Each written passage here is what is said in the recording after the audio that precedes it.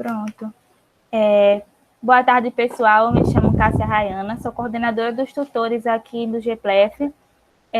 E hoje, designada pela professora Elcia, vou estar acompanhando vocês junto à professora Socorro Lucena, que vai estar fazendo uma explicação aqui sobre algumas normas da ABNT com relação a artigo científico, traçando algumas dicas essenciais para a iniciação científica, com base principalmente no artigo científico, na escrita do artigo científico. Então, professora, a senhora pode iniciar a aula, certo? Qualquer coisa, eu estou por aqui, tanto para a senhora quanto para o pessoal, se tiver alguma dúvida, estou aqui no chat disponível ao lado, certo? Tá ok, minha linda. Posso começar a fala? Pode sim, já está gravando. Bem, uma boa noite aos ouvintes, né? Eu estou aqui humildemente falando, né? Para tratarmos sobre orientação para a elaboração de artigo científico na NBR, na NBR 6022/2018, não é isso? E no marco teórico que trago comigo, que é pertinente, Lakatos e Marconi, certo? Délcio Vieira Salomão e outros, certo? Joaquim Severino, certo? Maria Margarida de Andrade, quer dizer, são os autores que eu trago comigo como marco teórico na área de metodologia do estudo, né? Paulo Freire, cada questão do leitor-sujeito, leitor-objeto, leitor-autor, certo? Bem, eu vou iniciar minha fala falando a respeito do que é um artigo científico, né, para a norma, né, a 6022/2018. Trata-se de parte de uma publicação com autoria declarada de natureza técnica e ou científica. Isso aqui é a versão da norma, né, da NBR. Para Lakatos e Marconi, são pequenos estudos, né? São pequenos estudos, contudo, completos, certo? Completos e acabados no seu objeto de estudo, que tratam do assunto de cunho acadêmico, certo? Quer dizer, acadêmico, que vem da academia, o objeto de estudo está trabalhado à luz de autores, né, em cima de hipóteses, que o artigo, ele traz consigo a ideia de comprovar aquelas hipóteses, né, traz a apresentação da hipótese comprovada, né. Então, esses artigos científicos, eles não poderão constituir-se em livros, e eles fazem parte de periódicos, né, especializados, né, numa parte da seção principal destes periódicos, né. A pesquisa, ela poderá ser de cunho documental, bibliográfica ou de campo. Isso aqui é à luz de Lakatos e Marconi, 2018, né? Documental, por quê? Porque muitas vezes no trabalho ele se debruça sobre documentos, não implica dizer que não tenha a bibliografia também rica na pesquisa, ou seja, os autores, é necessário as autorias e documentos, então passa a ser uma pesquisa documental, né? Pode ser online, através de sites, e pode ser também em órgãos competentes, né? Muito bem, então a pesquisa documental. A pesquisa também, toda ela é bibliográfica, certo? Mas a pesquisa eminentemente bibliográfica, ela se limita aos livros, certo? Aos compêndios, às revistas, certo? Às teses, certo? Às dissertações, né? E os periódicos, né? Os autores, os articulistas, eles se debruçam sobre esses materiais, e daí ser chamada bibliográfica, porque vem de bibliografias, né, de livros, de obras, certo?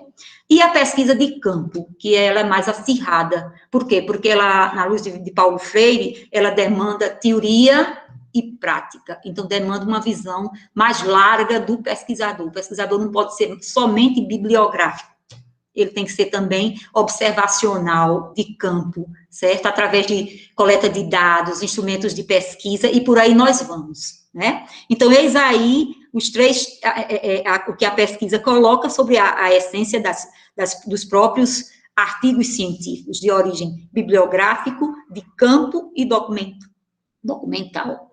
Aí a gente vai partir para o conteúdo dos artigos, né? Aqui eu tenho uma breve colocação sobre os conteúdos de artigos, né? Que eles poderão versar sobre estudo de interesse pessoal do pesquisador. Aí você vai dizer como ser pessoal do pesquisador. Porque interesse pessoal, todo pesquisador tem interesse pessoal, mas existem pesquisas que são mais pessoais. digamos assim, eu vejo aquela do arqueólogo que está a pesquisar numa tumba, certo? Aquilo ali para ele passa a ser quase que uma coisa eminentemente pessoal dele, ele não pensa na contribuição científica, ele pensa muito mais na sua vontade de descoberta, certo? De uma situação desse porte. Então, nós temos esse de interesse pessoal do pesquisador, colocado também por Lakatos e Marconi, né? Nós temos também aqueles artigos de revista, né, científica, que têm a oferecer soluções para questões controversas.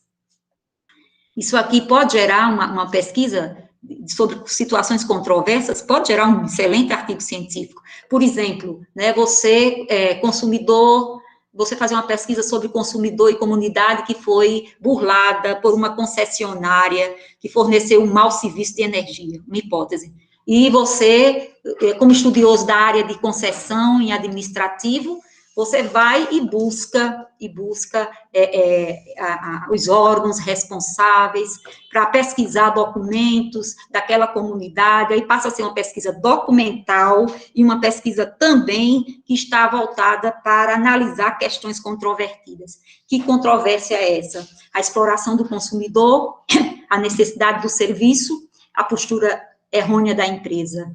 Poderia gerar excelente artigo científico também, né? E a entidade reguladora trazendo a punição para essa concessionária, né? Aí eu digo isso porque a minha pesquisa de doutorado, de mestrado, foi em área de concessão, né? E basicamente era sobre essa relação fornecedor, consumidor, concessão, ser concessionária, o consumidor e o usuário em face ao produto fornecido, lesado, essa relação, certo?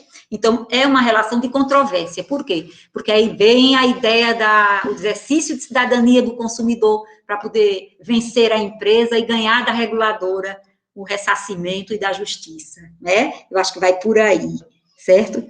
Aí a gente também tem artigos que levam o conhecimento público especializado para a clientela acadêmica, né?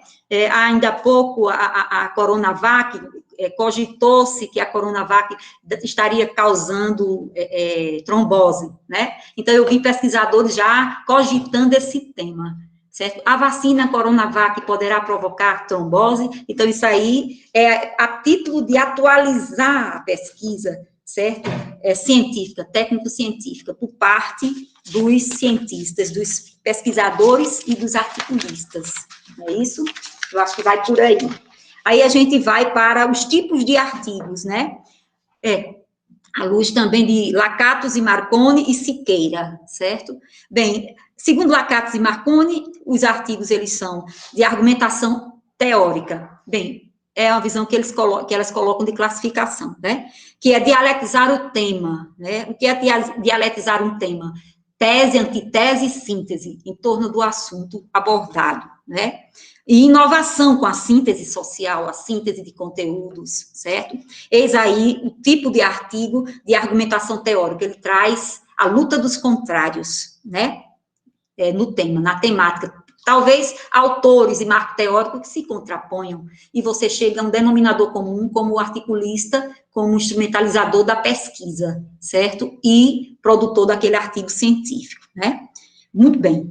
O artigo de análise, que isso aqui é da visão de Siqueira, 1969, na página dele, 81, né?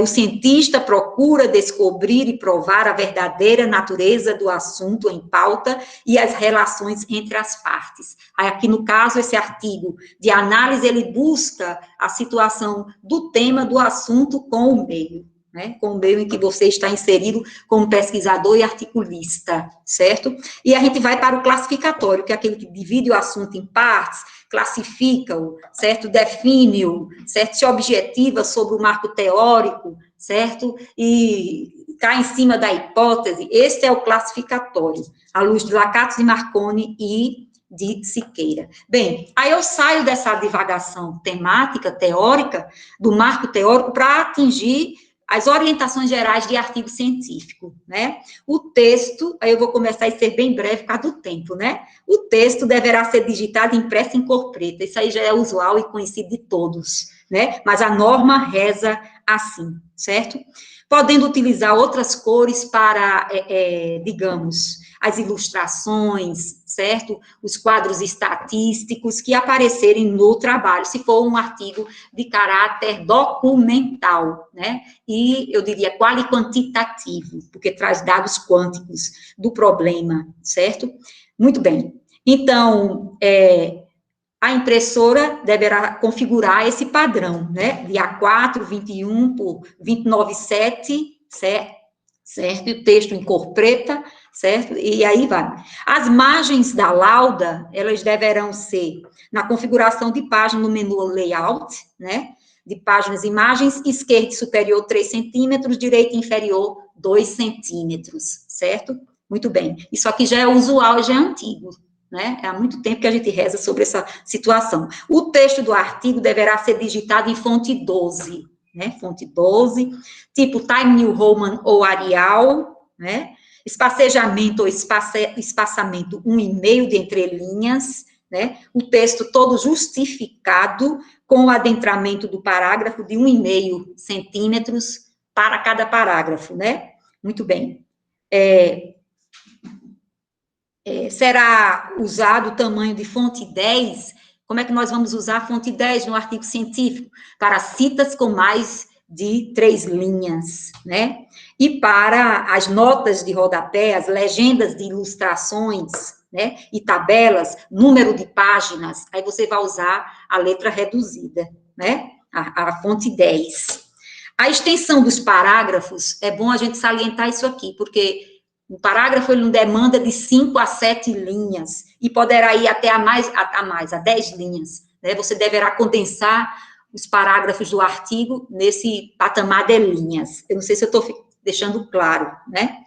No desenvolvimento do artigo, nós temos uma recomendação que é pertinente. Que recomendação é essa? As citações, elas deverão vir diretas e indiretas, né? Diretas e indiretas. Isso é da NBR 10.520, né? Aí você pergunta, e o que é uma citação direta, professora? A citação direta é aquela que traz consigo a transcrição literal do autor, da autoria consultada, né? Isso aí é para evitar o plágio, viu, pessoal? Se não coloca em citação direta o material colhido, né, o texto, certo? Você pode cair no plágio, né? Recomenda-se que não tenha mais de 15 linhas uma citação direta, né? Mais de 15 linhas recomenda-se que se coloque em anexo, porque é documento, né? E você vai trazer a discussão para o texto, né? Muito bem. Então, na citação direta, tem essa questão, certo? Das 15 linhas, né? Que você não deverá ultrapassar. E vamos ver nas chamadas citações indiretas. Nas indiretas, isso é a paráfrase, né? É a discussão textual, né? Você pega, lê o autor, o livro, a obra, e você traz a ideia do autor. Mas você não pode omitir de trazer também para o contexto o nome do autor, a autoria. Isto em autor data, que é um sistema que é entre parênteses, autor, sobrenome, evidência, vírgula, aí vem ano e página, se for uma direta, 100 páginas, se for indireta, ou em autor-título. O que é o autor-título? Inserir notas de rodapé. Aí você vai fazer a referência completa pela primeira vez na nota bibliográfica embaixo, na lauda. É isso? Muito bem. Então, a seguir, nós vamos ver a estrutura do artigo científico em si, né? Bem, o artigo científico, ele inicia com os chamados elementos pré-textuais, que são obrigatórios, certo? Qual será a composição desses elementos? O título e subtítulo do artigo é o que vem primeiro na cabeça da lauda, a 3 centímetros da borda superior. Esse título, ele deverá ser, ou poderá ser centralizado ou alinhado à direita, em espacejamento simples, certo? Ele deverá conter, no máximo, de 10 a, no máximo, 15 palavras, 15 vocábulos em português, digitados em letras maiúsculas, certo? E a chamada antiga caixa alta, né? a fonte 12, Times New Roman ou Arial, certo? Marcado no final por um asterisco ou uma numerologiazinha, certo? Que vai evidenciar, levar uma observação para o rodapé da lauda, no artigo, né? Dizendo o seguinte: trata-se de trabalho elaborado para atender exigência curricular no sentido de conclusão do curso tal, da faculdade tal, a sigla, no semestre tal, sobre a orientação do professor, da professora, doutora, mestra, especialista e o nome completo dela, certo? Isso no rodapé da lauda, em espacejamento simples, que é 1, né? Tamanho 10 e alinhamento justificado. É isso aí, certo? Tem essa questão que eu não sei se vai dar tempo de mostrar para vocês aqui no vídeo, né? Eu estou com pouco tempo, 50 minutos para muita coisa. Por isso que eu vou evitar mostrar para vocês, certo? Depois, você vai seguir, depois do título do artigo, certo? Que poderá ser centralizado ou alinhado, né? Você vai para um enter de um e-mail e vai para o nome do autor do trabalho, em letras maiúsculas, sem negritar, fonte tamanho 12, alinhada à esquerda, após espacejamento, um e-mail do título, e posteriormente, no final, marcar com um asteriscozinho, ou então o número 2, certo? Para ir para o rodapé, com uma nota explicativa e informar o nome do aluno completo, certo? O nome do aluno completo, sua matrícula, o período, o curso, a identificação da IES, o semestre de conclusão e o e-mail do aluno, certo?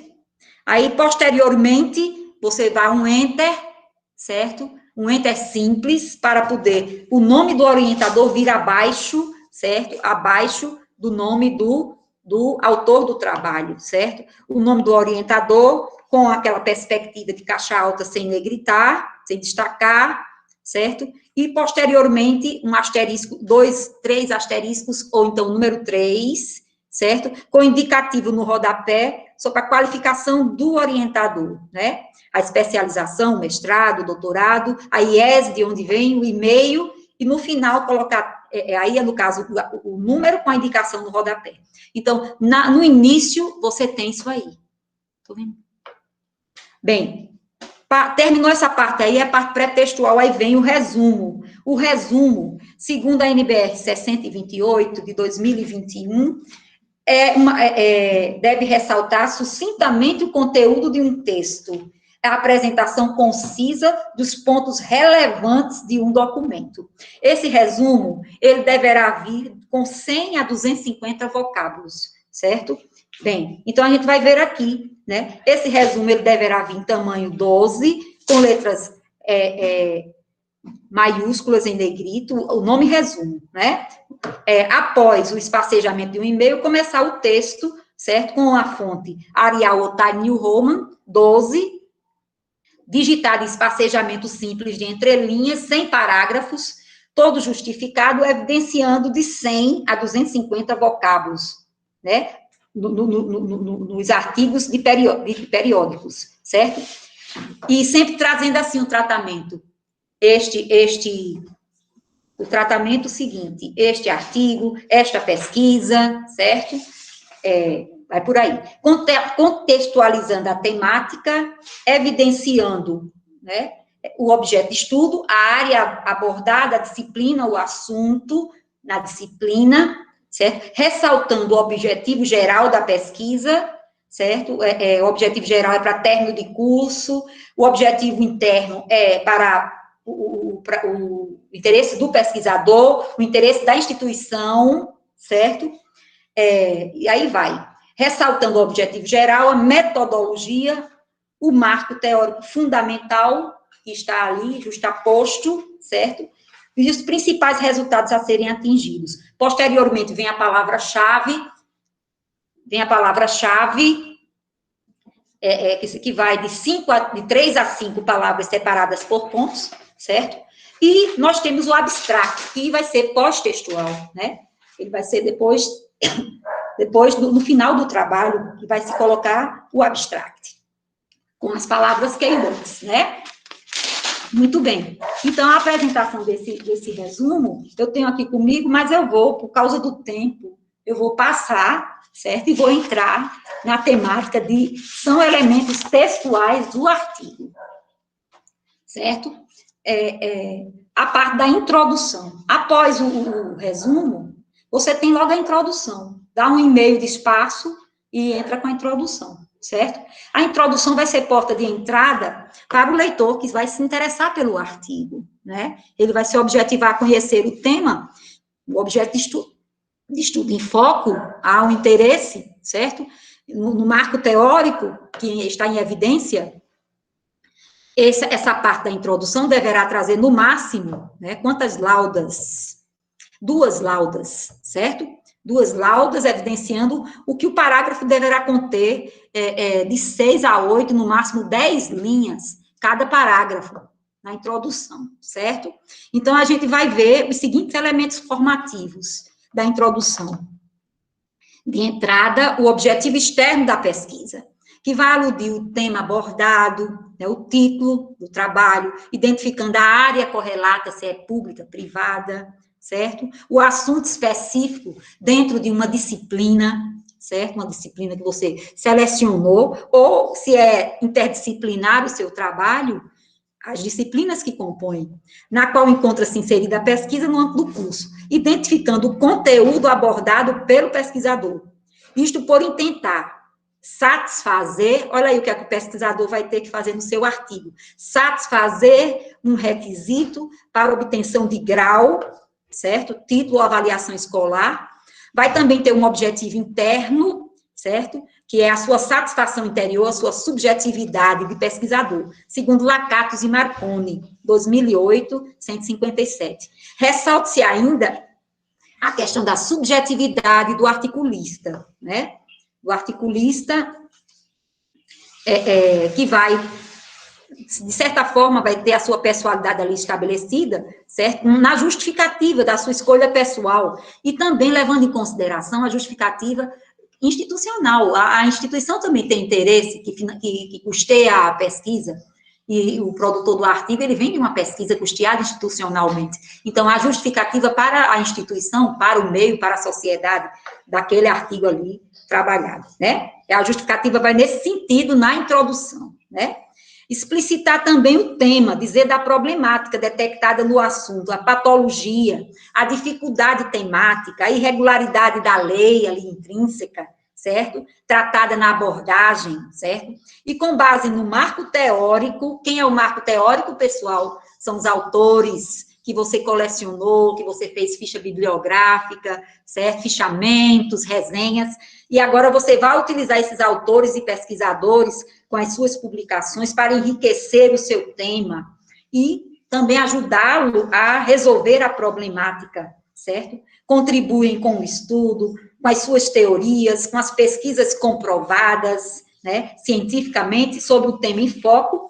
Portanto, esses autores, eles auxiliarão, basicamente, a pesquisa e vão estar presentes na introdução, na problemática. Quando se fala da problemática, vem o marco teórico, porque é o marco teórico que vai auxiliar na elaboração de uma situação que seja solução para o problema ali enfático, né? Pelo menos quando eu fiz minha pesquisa de mestrado, eu identifiquei que a questão da cidadania era muito importante, bem exercida, a cidadania plena, à luz de Manzini-Cover, para poder vencer a exploração dos usuários de serviço, né? Porque aí o cidadão ia nos órgãos da Política Nacional de Relações de Consumo, reclamava, e esse número fazia com que as reguladoras, no caso era a ANEEL, ela se tomasse uma atitude diante da concessionária para prevalecer o consumidor como hipossuficiente e vulnerável da relação, né? Então, na hipótese, a gente vai trazer a solução a priorística, eu já falei ainda há pouco, que seria a atitude do consumidor, do usuário, diante dos órgãos da política, para punir quem estivesse indo de encontro aos seus direitos, né? Então, evidenciar os autores, na hipótese, você vai trazer, basicamente, o marco teórico, que vai ajudar, certo? Na problemática, e a experiência desse marco teórico vai ser adquirida na pesquisa, né? Em face ao problema intrínseco ali no estudo. Aí depois você vai delinear a metodologia. Eu vou ser mais breve aqui na metodologia por causa do tempo, porque eu elenquei muita coisa, né? Mas vamos lá, eu não quero deixar o trabalho inacabado. A metodologia, ela vai trazer o método de abordagem. O que é o método de abordagem? É uma visão filosófica, certo? Do tema. Você vai devagar no tema e vai à filosofia, à dialética, à luta dos contrários, certo? Se você traz esse tipo de ação no seu trabalho, o seu método de abordagem vai ser, vai ser justamente o dialético. Nós temos o indutivo, que é aquele que apega-se ao texto. É muito comum no curso de Direito, porque os alunos estão ali ligados à lei, ao texto da lei, e a lei é indutiva, ela domina todo o estudo, certo? Você pode ser dedutiva, você sair da lei e partir para a análise do social, para saber se a lei está sendo bem aplicada, e aí você parte para a dedução, é o método dedutivo, certo? Que é o de abordagem. O método hipotético dedutivo, você estabelece uma hipótese, certo? A hipótese seria o exercício da cidadania plena por parte do consumidor. Isso aí é o que vai fazer com que as empresas levem mais a sério o serviço e não explorem o consumidor. Muito bem, então isso aí seria o hipotético dedutivo. Você tem uma hipótese que permeia seu trabalho, sua pesquisa, né? E você sai para o método dialético, que é o mais comum, que é a luta dos contrários. De repente, você tem vários autores trabalhando com seção, e eles se contrapõem, eles se contradizem, e você vai na contradição, e você chega na sua síntese, certo? De articulista, de pesquisador. Tá claro isso? Bem, isso aqui é a abordagem, né? Indutiva, dedutiva, hipotética, dedutiva e dialética. Oi. Quer falar? Muito bem. Então, a gente vai para o método de procedimento. Isso aqui vai estar na introdução, você vai trazer alguma coisa, certo?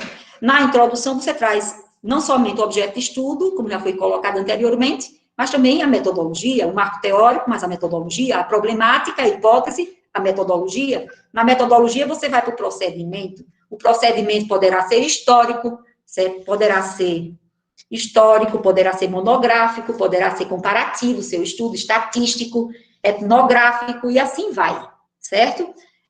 E terminamos a metodologia com as chamadas técnicas de estudo. As técnicas de estudo vêm o seguinte: a pesquisa é direta ou a pesquisa é indireta?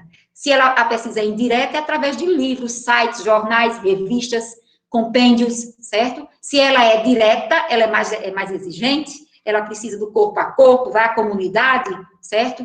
Vai fazer a teoria prática, a praxis social tão apregoada por Paulo Freire, né? Na pesquisa, certo? Para você ter palavras criadas de mundo, certo? Então, terminando essa metodologia de pesquisa direta ou indireta, de livros, sites, jornais, revistas, ou de campo, certo? Ou a direta também pode ser a pesquisa de laboratório, certo? É aquela documental, e a de laboratório, a experimental, porque você está ali diretamente com o problema, né? Então, nós passamos para o final da introdução, que faz valer a referência de seções e itens a serem desenvolvidos no decorrer da parte textual do artigo. Quem são essas seções, pessoal? São os seus objetivos específicos.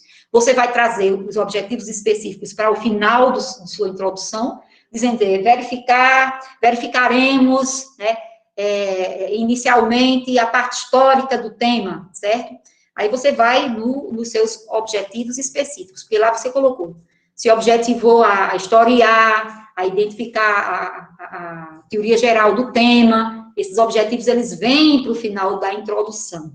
Aí a gente termina a parte introdutória e vai para o desenvolvimento do artigo científico. No desenvolvimento do artigo científico, eu vou trazer aqui uma paráfrase, que é minha e de Adjalmira Brito, Socorro Lucena e Adjalmira Brito, 2018. Trata-se da parte principal e preponderante do artigo científico, certo? Exposição ordenada e lógica do assunto abordado, destacando a sua problemática, levando em consideração colocações de mérito do marco teórico, isso é muito bom, alusivas ao tema problema elencado pela pesquisa, contrapondo hipótese evidenciada pelo pesquisador, levando em consideração as colocações do marco teórico. Porque seu trabalho científico, seu artigo, ele tem que trazer a sua hipótese, e a sua hipótese, ela vai ser alimentada pelo marco teórico. Quem é o marco teórico? Porque se você fez pesquisa de campo, aí você tem, além do marco teórico, você tem a realidade fática da comunidade, para você contrapor com os autores. Mas quando você tem uma pesquisa bibliográfica, aí é a chamada pesquisa dos livros, né? Aí você fica naquela de se limitar aos autores, né? A divisão do texto, ele vai ser dividido em seções, itens e subitens, certo? Permitirão ao leitor uma melhor compreensão do termo, uma organização da própria temática, o desencadeamento de ideias, cada seção primária, secundária, terciária, tem que estar num contexto de consonância, de continuidade de assunto, o assunto é desencadeado, ele não pode ser cortado, certo? Basicamente, você tem 3 objetivos, né? Você tem uma formação de Estado, que você colocou como um objetivo específico, pesquisar a formação do Estado, você tem o resgate do Estado, e você tem a visão do Estado em Maquiavel. Então, você aí vai intercalar isso aí, desenvolver isso aí dentro de um contexto harmônico, certo? Dos autores, com as ideias, com os temas e as problemáticas ali enfáticas, certo? Início, meio e fim, certo? Então, nós temos as seções para isto. No decorrer do texto, as citações diretas, que são as transcrições literais dos autores, certo?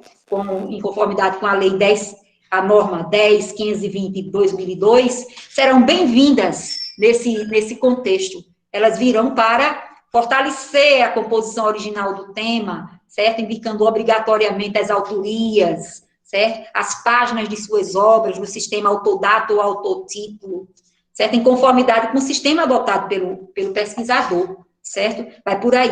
Recomenda-se, sobre a cita, quando convidada ao texto, explicá-la, discuti-la e demonstrá-la, certo?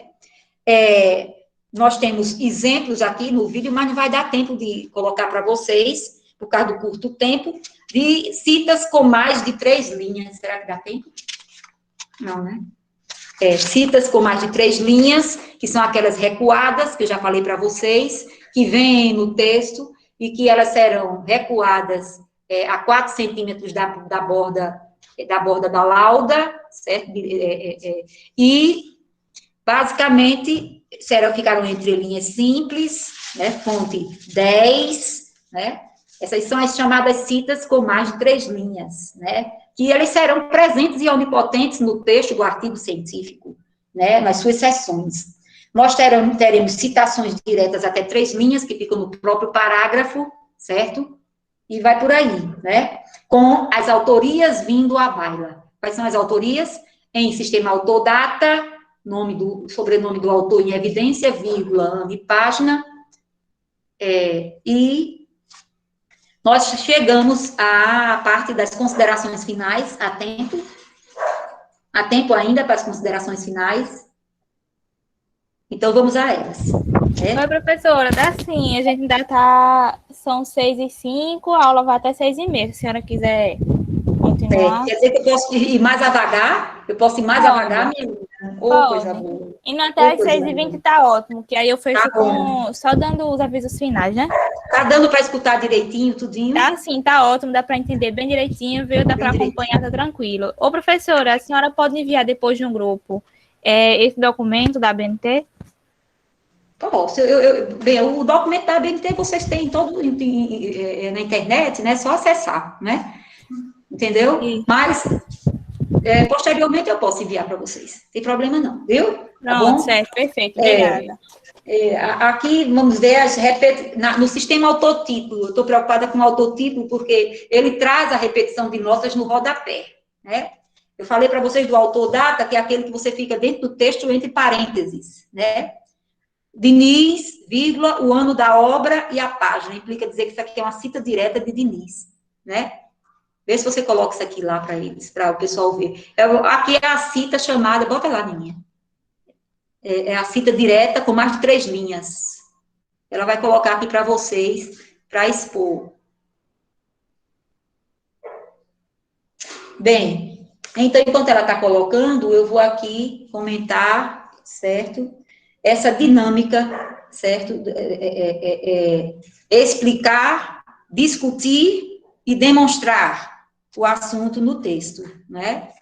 Bem, aqui é uma cita de Martins Filho, né? Uma cita com mais de 3 linhas. Esse sistema que nós temos aqui, né, segundo Martins Filho, 2008, página 12, esse sistema é chamado autor-data.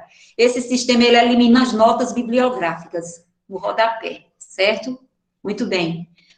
Aqui você tem o recuo de 4 centímetros, certo? Da margem, da lauda. Você tem espacejamento de entrelinhas simples, a fonte 10, certo? Está corretíssima essa cita. Ela não demanda mais de 15 linhas, a cita, porque se for mais de 15 linhas, aí já é recomendado que vá para anexo, né? E eis aqui o sistema autodata. Agora, eu queria colocar a cita até 3 linhas, tá vendo? Você vai para o próprio texto. A propósito do conceito de democracia, a definição mais simples e mais realista de democracia, que ocorram eleições honestas e livres. Isso é de Duverger, no livro dele, 2020, 132. Muito bem, a página. É uma cita aqui, direta, até 3 linhas, certo? Na paráfrase, você vai comentar o autor. Comentar o autor. Então, você, texto, comentando sobre o autor, então isso aí é a chamada paráfrase. E o autor data vai chamar a autoria e colocar o ano da obra, 100 páginas, porque não há cita literal, certo? Sim, vamos seguir? Bem, e falando aqui do sistema autotítulo, né? Nas repetições de notas de rodapé, olha lá, que é o autotítulo, durante o desenvolvimento do texto científico, usar obrigatoriamente os termos latinos, porque a nota de rodapé, ela vai vir lá embaixo, né? Mas eu não trouxe aí, não. Trouxe aí, não. Ela vai vir lá embaixo, você cita o autor e vai lá para baixo com a obra completa, certo? Do autor pela primeira vez. Aí, nas outras vezes, você vai usar os termos latinos, né? O ibidem, ou ibide, na mesma obra anterior, isso aí uma nota que você tem embaixo da principal, você bota o ibidem, na mesma obra, em página diferente, vírgula, P ponto e página, é uma direta, certo?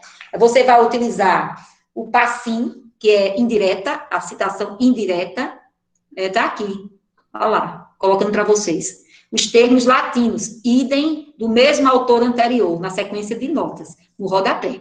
O ibidem e ibide, na mesma obra anterior, em página diferente, vírgula, P ponto e a página. O passim, na cita, que é a cita, não é literal, não é nada, é paráfrase, certo? A paráfrase do texto, do autor no texto. Aí você usa o passim, nas notas repetidas embaixo. O loc-cita é local citado na nota anterior. Sequência e outras que segue. Isso aqui é quando você tem uma página e outras. Aí usa etc. Isso é nas notas no rodapé. No rodapé, né? Bem, aí a gente entra nas chamadas considerações finais. Desce aí. Nas considerações finais, o que é que nós vamos ver? Há autores que dizem o seguinte, que nas considerações finais, como Delcio Vieira Salomão, né, você deve trazer o resumo do desenvolvimento. Certo? Resumir todo o contexto do desenvolvimento do trabalho, do artigo, certo? Essa é a versão de Delcio Vieira Salomão, certo?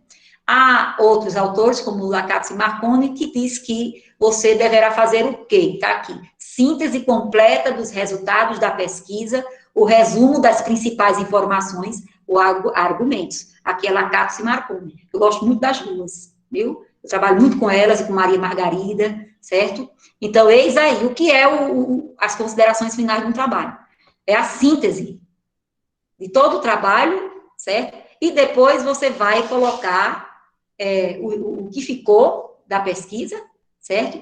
Para o objeto de estudo que você colocou e, principalmente, a hipótese. A hipótese é se ela soluciona ou não o problema, certo? Agora, se ela não soluciona o problema, o que é que você tem que fazer, certo? Você tem que cair nas interveniências.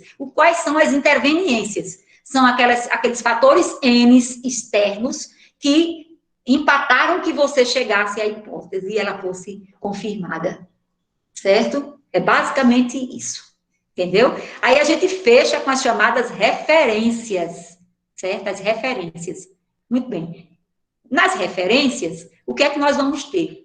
A referência de um trabalho científico, segundo a NBR 6023, 18, trata-se do conjunto padronizado de elementos, né, descritivos retirados de um documento que permite a identificação individual desse documento, certo? Ou seja, você vai ter um momento de dizer de todos os autores que foram lá colecionados e citados, certo? No texto, que estavam lá presentes, certo? Então, você traz todas essas fontes em ordem alfabética, certo? Alinhadas à direita, certo? A referência, certo? Com os elementos essenciais. Quais são os elementos essenciais? Autoria, certo? Os elementos essenciais. Autoria do documento, título do documento em negrito ou itálico, a edição do documento, ED, ponto, o número da ED e ED em minúsculo, ponto, certo? O local da publicação do documento, São Paulo, Rio de Janeiro, João Pessoa, 2 pontos, certo? A entidade responsável pela publicação desse documento, certo? Unip, se fosse a instituição, certo? A livraria tal, certo? A editora tal, só que você não coloca o nome editora nem a razão social. Você só coloca Atlas, certo? Saraiva, certo? Você só coloca assim, Revista dos Tribunais, vírgula, e o ano do documento. Esses aí são elementos essenciais na referência, certo? Os complementares, quais são? São aqueles que vêm enriquecer o documento, a informação, né? O tradutor de texto, coordenador de texto, organizador de texto, ISBN, coleção, volume, capítulos, páginas, tomo, certo? Tudo isso. Isso aí faz parte dos chamados elementos complementares. Então, você, para fazer a sua referência correta, você tem que levar em consideração os elementos essenciais, né? E os complementares vêm posteriormente, encaixando, certo? Aqui vocês têm um exemplo de um livro de Azambuja, certo? É simples essa referência, de sites, né? Aqui eu trouxe o autor, trouxe o título. Eu iria trazer mais, mas vou ficar devendo isso a vocês. Disponível em acesso em, isso aqui é o site, certo? Vocês têm legislação entra pelo Brasil, a federação, se a legislação é federal, Brasil, Lei 8.078/90, Código de Defesa do Consumidor, aí vem ponto, AED, o local de publicação, São Paulo, 2 pontos, Saraiva, vírgula e ano, certo? Pronto, seria uma referência de legislação, certo? Vai por aí.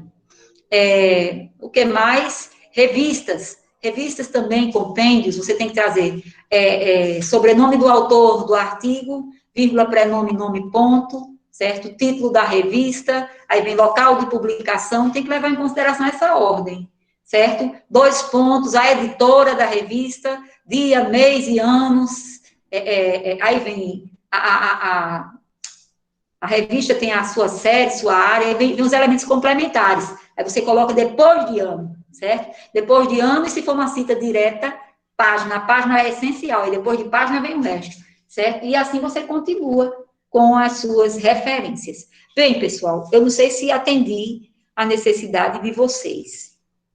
O meu objetivo aqui é o maior possível, né? Eu concluí com a questão. Sim, e posterior às considerações finais, né, no artigo, aí você acrescenta o seu abstract com as palavras-chave, keywords, né, porque ela vem, o resumo, no artigo ele vem depois das considerações finais, certo? Aí fecha o trabalho e vem a referência, né, vem a referência, entendeu? Aí pronto, e daí, olha, no mínimo 15 livros na referência. Não coloque menos de 15 livros, porque é o recomendável, né? Uma referência. Professora, bem, diga, minha linda. boa noite. Pois não. Então, no caso, fecha as considerações novamente com as palavras-chave, é isso? É porque você é de bom alvitre dizer que não é o resumo em língua estrangeira. Ele vem depois do texto, entendeu? Ele não vem na parte pré-textual, não. Ele vem na pós-textual. Tá entendendo? O abstract com os keywords vem depois do texto. E o depois do texto implica dizer que é depois das considerações finais, né? Ah, sei. Boa noite. Tá entendendo, Eu minha tenho uma linda? dúvida, viu? Se eu souber, eu atendo. Diga. Boa noite a todos, boa noite, professora Socorro. Quem Diga, fala é minha o linda. William Pereira. Ah, é Eu o sou Eliane? mentora, Me tudo diga, bem? Eliane, diga. Professora, a minha questão é em relação à pergunta de Thalissa, agora que ela questionou esse abstrato no final, né? No Concluindo que final. a senhora A falou norma aí, diz assim, que vem no final. Vem não é? depois do texto, né? Que E aí aí vocês verifiquem. a minha pergunta é em Sim, relação ao que a gente está trabalhando aqui e o que sim. tem no modelo que é dado pelos alunos do UNIP, que os Da alunos... instituição. Olha, um momento, deixa eu falar para vocês uma coisa. Quando você tem uma comissão numa instituição competente e acadêmica, ela tem poderes para dar a sua performance, certo? Então, se há essa performance diferenciada de conflito, qual é a que vai vigir? Vai ser vigente? A da instituição. Entendeu? Entendeu, minha linda? Sim, só Então, esclarecendo. você tem que seguir a da instituição. Porque eles têm um conselho, eles têm todo um aparato para tomar essas medidas, né? É tanto que quando a gente faz um artigo científico, a gente tem que procurar o compêndio, a apostila, certo? Da instituição que você vai fazer, para poder você fazer em conformidade com a revista, tá entendendo? Porque às vezes há modificações, tá entendendo? É isso Sim, aí. era isso. É. Eu já Obrigada, vi também professora. artigo que vem com o resumo e depois o abstract, em seguida, seguidos. E eu já fiz até nessa performance. Mas aí eu fui ver a norma, e na norma está dizendo que ela vem pós-textual, vem depois do texto, né? Mas aí tem que ver o documento que vocês têm da instituição, que ela tem respaldo para isso, tá entendendo? É isso aí. Exatamente. É uma causa a se colocar aqui de suma importância, esse assunto de consultar a instituição antes de colocar, conforme está escrito na norma da ABNT, é bom consultar a instituição. Não, você tem que fazer o seguinte, Liliane. Você não está adstrita à UNIP? A UNIP tem o documento dela, então você tem que ir buscar o documento. Entendeu? Sim, Buscar o documento. para os alunos, isso. Para aqueles alunos que estão no período, no 10º período, o UNIP ele já disponibiliza um Então, modelo o com modelo. toda a estrutura já Porque a pronta. instituição tem competência para isso, minha linda. De elaborar o seu documento, porque existem divergências, está entendendo? A norma é muito ampla, existem divergências, aí a instituição, ela toma essa atitude. A UNIP tem um documento dela, de um conselho, e vocês têm que seguir o documento, viu? Entendeu? Esclarecido, professora. Obrigada. Nada, minha linda.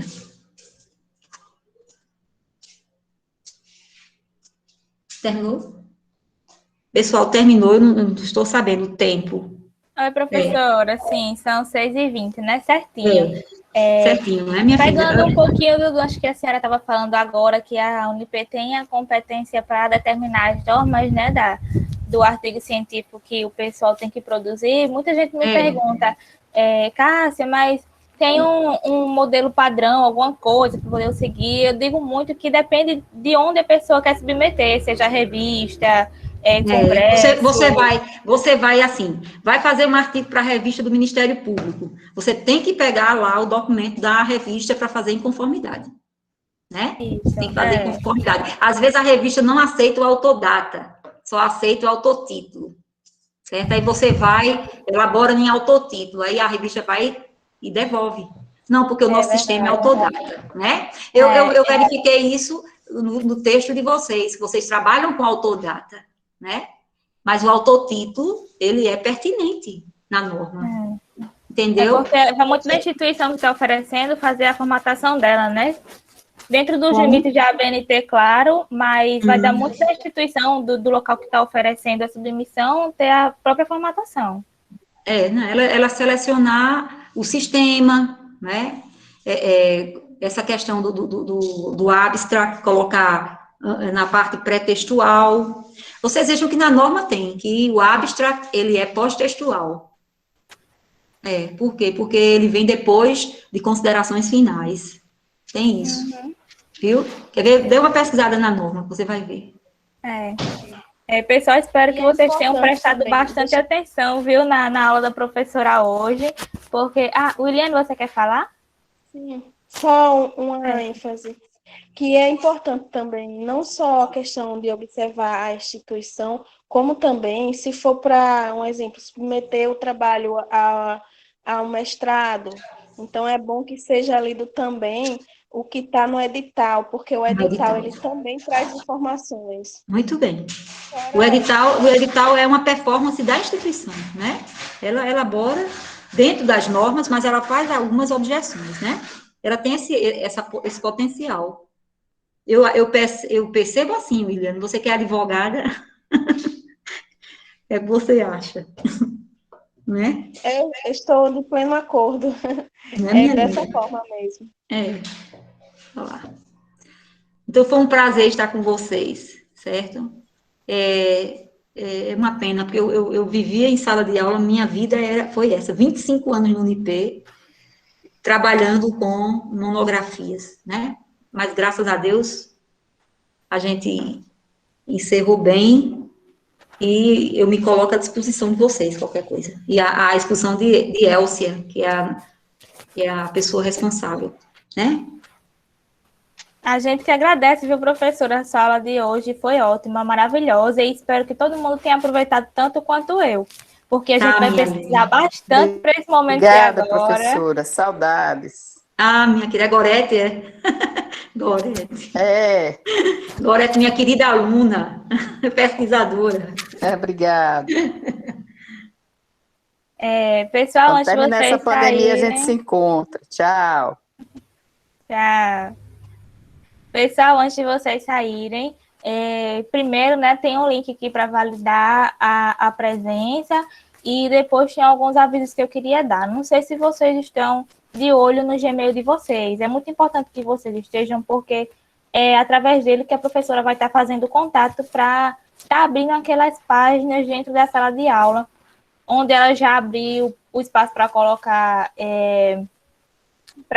o termo de compromisso, abriu espaço para colocar o tema e também para colocar o projeto de pesquisa. Não sei se vocês já viram, está aberto lá o espaço para colocar o projeto de pesquisa, o prazo é até agora, dia 31 de maio. Então, foi muito importante essa aula de hoje, porque é a partir dela que a gente vai começar a construir o projeto de pesquisa, somando com o nosso tema, né? Essas regras têm que ser observadas para a gente começar a dar início ao projeto de pesquisa. Então, comecem com essa atividade e caso tenham alguma dúvida, eu estou disponível no WhatsApp, os tutores de vocês estão disponíveis no WhatsApp para tirar eventuais dúvidas sobre temas, sobre a metodologia, sobre a justificativa, porque talvez seja o primeiro contato de muitos aqui. Então, claro que é normal sentir a dificuldade no início dessa caminhada de iniciação científica, né? Mas não se sintam envergonhados de contatar a gente para tirar essas dúvidas, certo? Então, é isso. Se alguém tiver alguma dúvida, pode deixar aqui no chat ou falar comigo no WhatsApp. Não esqueçam de validar o link e vamos dar início ao nosso projeto de pesquisa, certo? Não esqueçam, até dia 31/5, quem ainda não enviou o termo de compromisso, enviar lá no Google Sala de Aula e enviar também o tema, certo? Alguém tem alguma dúvida? A gente pode encerrar por hoje aqui a nossa aula. Vai bater uma foto bonita aí com a professora? Vou, eu só queria que a Gorete, deixa eu ver se eu consigo, porque a Gorete está compartilhando a tela. Aí ficou bem pequenininho aqui, não sei se vocês estão vendo. Queria que ela parasse de compartilhar para eu tirar um print. Gorete, por gentileza, descompartilhe. Liandra está perguntando aqui se a validação, não está conseguindo fazer a validação pelo celular, né? Não tem problema não, Liandra, porque tanto faz a validação da presença com o link, como eu também faço por aqui, vendo quem está presente e colocando lá na lista, tá certo? Então não tem problema se não validar lá, certo? Sua presença tá computada já. Gorete, você pode parar de compartilhar a tela, por favor, para poder a gente tirar um print?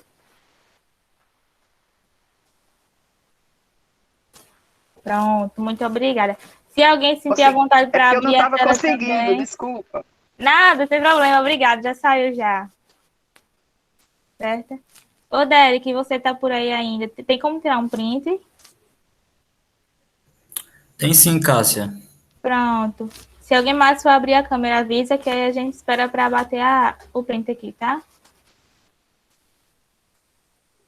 Pronto, eu acho que não. Pode tirar o print, viu?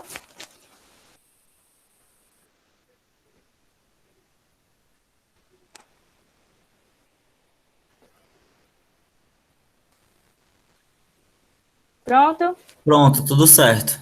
Pronto. Muito obrigada, viu, pessoal, pela presença. Qualquer dúvida, não hesitem em chamar a gente pelo WhatsApp. Os tutores, eu e o Iliane também estamos aqui para tirar qualquer eventual dúvida de vocês, certo? Vamos dar início ao nosso projeto de pesquisa, como eu já disse, e é isso aí, tá bom? Muito obrigada pela presença e até a próxima reunião. Parabéns, viu? Muito Tchau, proveitoso. Você dirigiu muito bem. Obrigada, doutora. Eficiência pura. Agradecido a todos e uma boa noite a todos. Tchau, Luiz. Eliane. Boa noite, Boa noite. Luiz. Tchau. Boa noite. Boa noite.